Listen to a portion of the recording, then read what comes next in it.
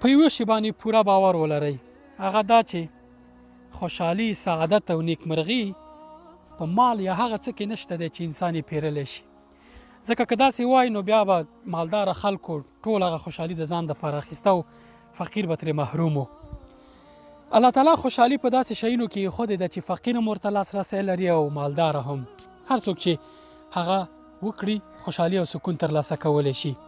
مثلا ته له خپل اولاد سره، ته له خپلې کورنۍ سره یو څو شیبې وخت تیری، دا تا ته د زړه سکون درکوي، ته پکې نیکمرغه کیدی شي. کله کله کور کې ناست یې له کورنۍ سره، داسې یو احساس لري لکه پاچا چې ملک چې ته یې. یا د شپې ناوخته راپاڅېږي، 2 رکعته تهجد کې، د دنیا تر ټولو غټ سکون به ستا په زړه کې. کله کله داسې طبیعت ته راتګ هم د انسان په ذهن باندې او زړه ته یې سکون راوستلی شي، ډېر مثبت تاثیر لري په ذهن باندې. کله کله یې تجربه که.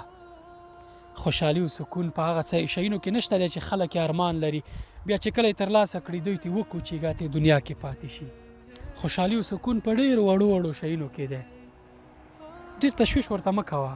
که مالداره ډېر نه شوې، یوازې په هغه شیانو کې خوشحالي لټوه چې الله تعالی پکې نغښتي دي دغه سکون او خوشحالي، چې هغه کورنۍ سره خوشحاله وخت تېرول دی، عبادت دی او نورو سره مرسته ده، طبیعت کې چکر دی او نور دغسې ورته شیونه. سلام علیکم.